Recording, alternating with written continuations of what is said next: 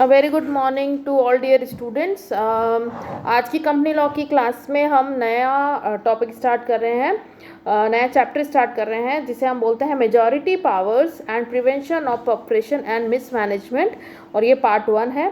इस टाइटल को हम हिंदी में बोलते हैं बहुमत की शक्तियाँ तथा अन्याय एवं कुप्रबंध की रोकथाम। बहुमत की शक्ति मतलब majority powers and prevention of operation and mismanagement means जो अन्याय या कुप्रबंध जो होता है कंपनी में उसको मैनेज करना, उसकी रोकथाम करने के लिए उसका मैनेजमेंट करना। अब सबसे पहले हम देखते हैं concept of rule of majority. क्या होता है मेजॉरिटी मीन्स बहुमत।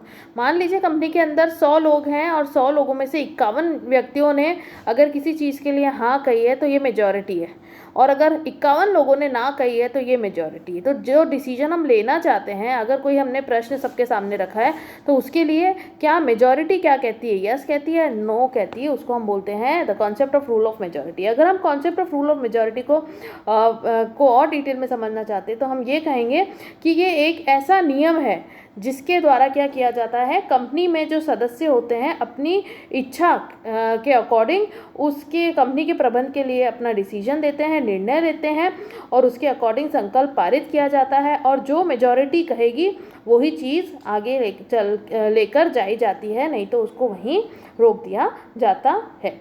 तो अब संकल्प 2 तरीके के होते हैं, साधारण संकल्प और विशेष संकल्प। तो साधारण बहुमत और विशेष बहुमत हम इसको कहेंगे। जब कोई संकल्प पारित होता है तो कंपनी के प्रत्येक सदस्य को उससे बंधना पड़ता है, चाहे उसने अपना डिसीजन जो है वो यस में दिया है, उस संकल्प के पक्ष में दिया है या उसके विपक्ष में दिया है, या उसने मतदान में भाग भी नहीं लिया हो तो भी उसको उस चीज़ के साथ बंधना पड़ता है। और उसके साथ हम ये देखते हैं कि जो कंपनी लिमिटेड बाय शेयर्स होती है उसके सदस्य को कंपनी की सभा के समक्ष प्रस्तुत प्रत्येक जो प्रस्ताव होता है उस पर अपने मतदान देने का हक होता है, उसको मत देने का हक होता है। वह उतना ही मत देने का अधिकारी होगा जितने कि उसके पास इक्विटी शेयर्स होंगे, इक्विटी अंश होंगे, प्रपोर्शनेट में वो देगा। दूसरे शब्दों में अगर हम बात करें, एक सदस्य उसी अनुपात में मत देता है, एक सदस्य उसी अनुपात में मत देने की शक्ति रखता है जिस अनुपात में उसके पास जो कंपनी के पेड इक्विटी शेयर्स उसके पास उसने होल्ड कर रखे हैं। प्रत्येक सदस्य को अपने मतों के इच्छा अनुसार पक्ष या विपक्ष में उपयोग करने का हक होता है, और मतों का बिल्कुल उपयोग नहीं करने के लिए वह स्वतंत्र होता है। कोई भी प्रस्ताव संकल्प के रूप में तब स्वीकृत या पारित हुआ माना जाएगा जब उसके प्रस्ताव के पक्ष में कंपनी अधिनियम के प्रावधानों के अनुरूप निर्धारित बहुमत हेतु आवश्यक मत प्राप्त होते हैं। मतलब इसका ये मतलब है कि कंपनी एक्ट के अकॉर्डिंग हमने जो भी प्रोविजंस है उसके अकॉर्डिंग हमने क्या किया है, प्रस्ताव के पक्ष या विपक्ष के अकॉर्डिंग हमने उसको डिसीजन लिया है। कोई निर्णय जो निर्धारित बहुमत से संकल्प पारित करके किया गया है वह कंपनी के सभी सदस्यों पर लागू होगा, चाहे उसने अपना जो वोट है वो उसके पक्ष में दिया है या विपक्ष में। इसे हम बोलते हैं बहुमत का प्रभुत्व, जिसको हम बोलते हैं मेजॉरिटी प्रिवेल्स। उसके साथ साथ हम ये देखते हैं कि जो कंपनी के जो बहुमत है, बहुमत के नियम का क्या प्रभाव होगा। आप देखिए यहाँ लिखा है implication of rule of majority. सबसे पहले जो पॉइंट है वो ये कहता है कि बहुमत के सामने सबको नतमस्तक होना ज़रूरी है।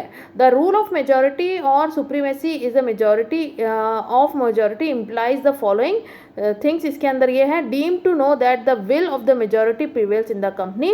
तो हर एक मेंबर्स को क्या है, इट इज़ उन्हें एग्री होना है, is deem to have agreed to submit to the will of majority. उनको उस चीज़ को एग्री करना पड़ता है जो मेजॉरिटी कहती है। सेकंड पॉइंट कहता है कंपनी के संबंधित सभी बातों का निर्णय करने का अधिकार बहुमत को ही प्राप्त होता है। कोई भी डिसीजन लेना है तो वो बहुमत के आधार पर ही लिया जाएगा। थर्ड पॉइंट कहता है कि विधिवत रूप से बुलाई या संचालित की गई सभा में अपेक्षित बहुमत के लिए सभी निर्णय सभी सदस्यों तथा संपूर्ण कंपनी पर लागू होते हैं। अब ऐसा नहीं है कि हमने आधी कंपनी पे कोई रूल लागू कर दिया और आधी पर नहीं किया। ये कहाँ होगा, जो भी विधिवत रूप से जो ये बहुमत अगर हासिल हुआ है तो वह निर्णय सभी सदस्यों पे एवं सभी पूरी कंपनी के ऊपर लागू होता है। यदि बहुमत वाले अंशधारियों द्वारा कंपनी के कुछ गलत किया गया है तो भी अल्पमत वाले जो हैं कोई शिकायत नहीं कर सकते हैं। नेक्स्ट पॉइंट आता है इसके अंदर,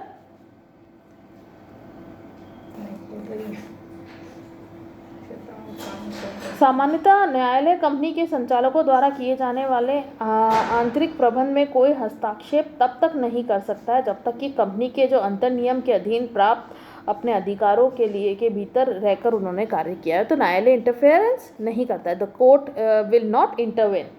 फिर आता है इसके अंदर, बहुमत द्वारा पारित प्रस्तावों के परिणामों में अल्पमत वाले जो अंशधारी की सुरक्षा प्रदान करने के लिए भी न्यायालय किसी भी प्रकार का हस्तक्षेप नहीं कर सकता है। The court generally do not interferes to protect the minority shareholder against the consequences of resolution pass by the requisites of majority. तो मेजॉरिटी ने अगर कोई डिसीजन ले लिया है तो और वो माइनॉरिटी को भी अफेक्ट करता है तो कोर्ट इंटरफेरेंस नहीं करता है। नेक्स्ट पॉइंट, लास्ट पॉइंट हम देखते हैं इसमें कि कंपनी के संचालकों के विरुद्ध सामान्यतः वाद प्रस्तुत नहीं कर सकते हैं।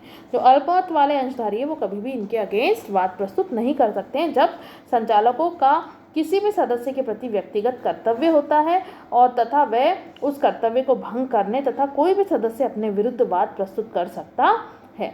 ठीक है, तो ऐसा अगर है तो वो चीज़ करी जा सकती है, नहीं तो नहीं। अब हम देखते हैं कुछ एक्सेप्शंस हैं to the rule of majority. इसमें है कि the act ultra vires the companies का ये मतलब है अधिकारित कार्यों की दशा में। अब सबसे पहले हमें ये ध्यान में रखना है कि कोई भी संकल्प ऐसा पारित ना हो जो कि कंपनीज एक्ट के अगेंस्ट हो। यदि कंपनी के संचालकों द्वारा किया गया कार्य सीमा के जो है सीमा नियम के द्वारा प्रदत्त अधिकारों के बाहर है तो बहुमत का नियम वहाँ लागू नहीं होगा। तो आप ये नहीं सोच सकते हो कि आप मेमोरेंडम से बाहर जाके बहुमत के द्वारा कुछ भी कर लो। नेक्स्ट है द एक्ट अल्ट्रावायर्स स्टैट्यूट। इसका ये मतलब है अवैधानिक कार्य। अगर कोई ऐसा कोई अवैधानिक या विधि विरुद्ध कार्य हो रहा है तो उसको अगर आप कहो कि हम है ना इसको सही कर दे बहुमत के द्वारा तो वो नहीं किया जा सकता है। Act requires special majority. अब हमेशा ये ध्यान रखना है कि विशेष बहुमत की जहाँ आवश्यकता है वहाँ विशेष के द्वारा ही चीज़ें पारित करी जाएगी, डिसीजन लिए जाएंगे। नेक्स्ट है गलत कार्य करने के लिए रॉन्गफुल डूअर्स के हाथ में नियंत्रण होने पर, रॉन्गफुल डूअर्स इन कंट्रोल। तो कभी कभी गलत कार्य करने के लिए भी क्या करती है कंपनी अपने कार्यकलापों का नियंत्रण करती। रॉन्गफुल डूअर्स इन कंट्रोल, इसमें हम ये कहते हैं कि कभी कभी गलत कार्य करने वालों के हाथों में अगर कंपनी की कार्यकलाप का नियंत्रण होता है तो ऐसी परिस्थिति में न्यायालय बहुमत के नियम को अल्पमत वाले पीड़ित अंशधारी के हित में ध्यान में रखकर लागू करता है। नेक्स्ट में सदस्यों के व्यक्तिगत अधिकारों को छीनने की दशा में कभी भी infringement of individual membership right, कभी भी ऐसा कोई बहुमत नहीं होना चाहिए जो कि सदस्यों के व्यक्तिगत अधिकारों को छीनने से रिलेटेड हो। फ्रॉड ऑन माइनॉरिटी, अल्पमत वालों के साथ कपट की दशा में बहुमत के नियम तब भी लागू नहीं होता जबकि बहुमत वाले तब भी लागू नहीं होता है जबकि जो बहुमत वाले सदस्य अपनी शक्ति का जो उपयोग करते हैं वो अल्पमत वाले सदस्यों के साथ कपट करने के लिए करते हैं।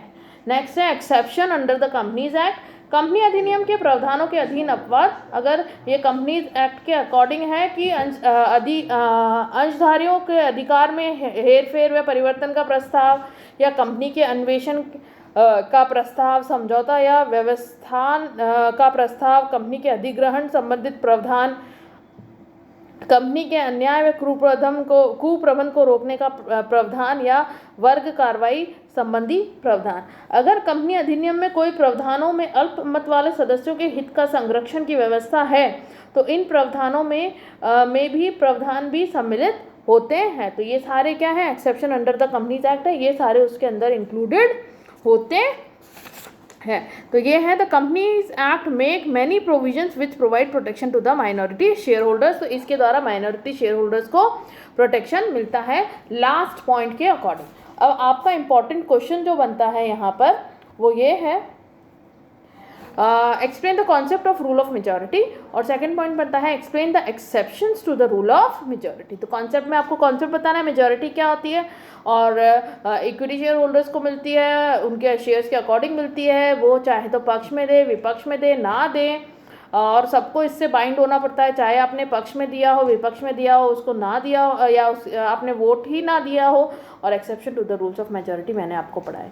अगर आपको इससे रिलेटेड कोई भी प्रॉब्लम है तो आप मुझसे पूछ सकते हैं। Thank you so much.